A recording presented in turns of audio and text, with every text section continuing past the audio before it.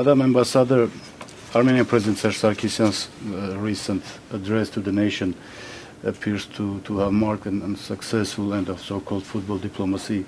Although Armenia has not recalled its signature from protocols, but many in Armenia today are confident that the process, Turkey-Armenia rapprochement process, is failed.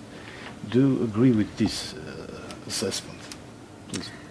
Yeah, I've certainly heard that sentiment. I think President Sarkisian's statement makes clear that Armenia has not ended the process, that there is a suspension of the discussion of these protocols in the parliament. There's a suspension of the ratification process of the parliament, and that Armenia is waiting for a time when Turkey is more ready. And we really think that that's the way to go. We applaud President Sarkisian's decision to keep this process alive, because we think that enables Turkey and Armenia both to work towards a vision of peace and stability and reconciliation. And we think that those are really important benefits to a normalization process. It's a process that the U.S. government continues to want to support, and we would urge both sides to look for opportunities and to keep that door open to the normalization process. The Armenian side explains the suspension of ratification of the protocols by the circumstance that Turkey has gone beyond all reasonable time frames, and despite that no conditions are mentioned in protocols, Turkey has continued to speak to Armenia using the language of preconditions. Do you agree that the blame lies with Turkish side, if not for failure, but at least for suspension of the process?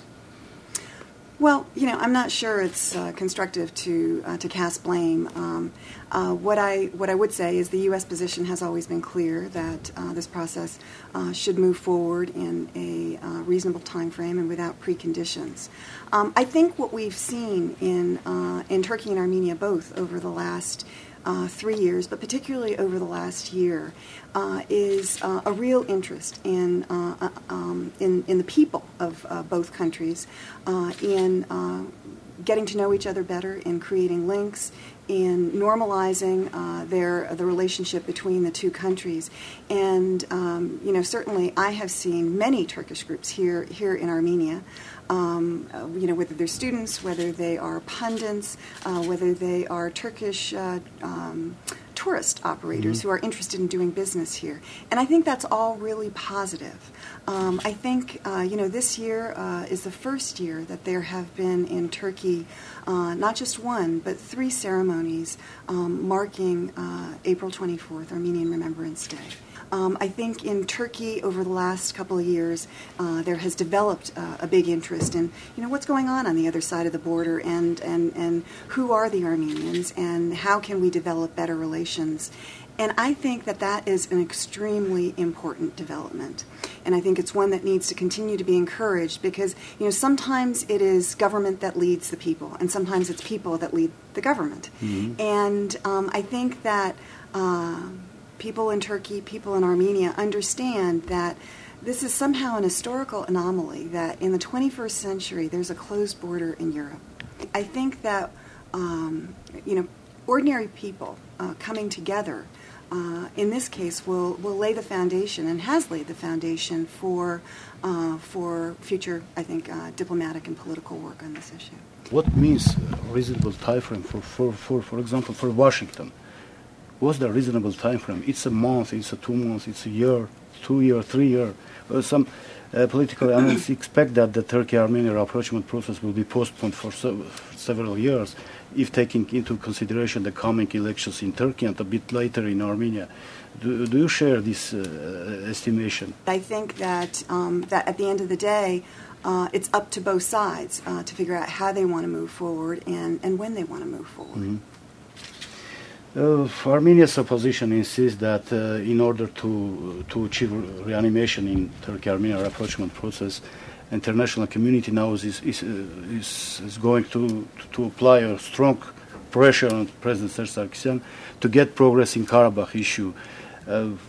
Is it possible if And they say, some political analysts say that concessions are fraught with unacceptable conditions for Armenian side. We see that process as something that is worthwhile and important and very necessary to the stability of the region, regardless of what else is going on. I don't think that anybody in the international, or any country or group in the international community, expects one or the other side to make sort of unilateral concessions that they don't see as being possible or within their national security interests.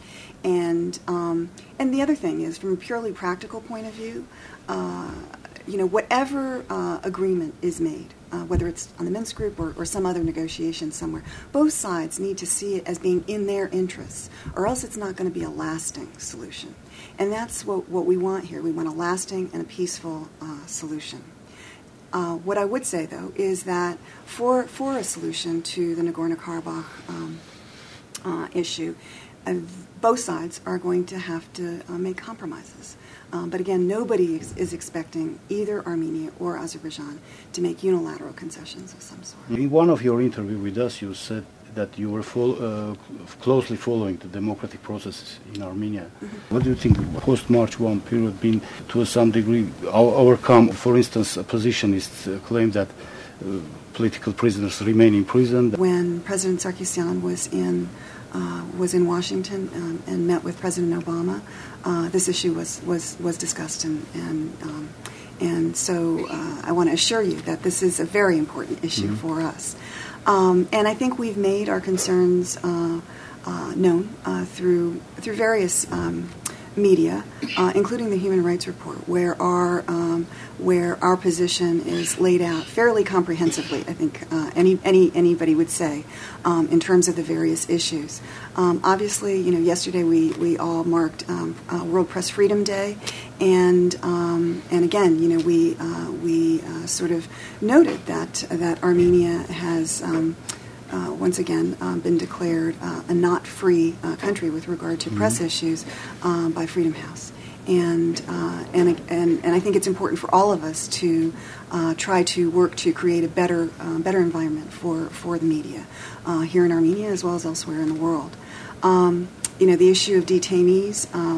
Obviously, some detainees from the March 1 events remain in prison, and this is an issue of concern for us.